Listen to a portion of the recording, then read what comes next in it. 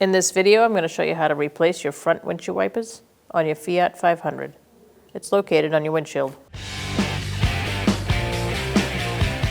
Start by lifting your arm up and pushing in on this tab, and then push down. You'll release it that way. Set it off to the side. To install, first take these off. And you're going to slide it in. Make sure you hear the click. And now do the other side. Lift the arm up.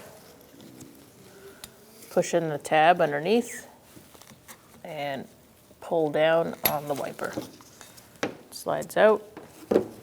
To install, I'm going to take off the white protectors. Slide the arm over the wiper. Lock it in place.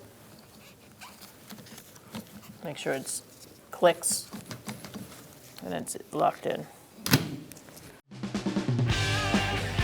When only the best will do, demand TRQ.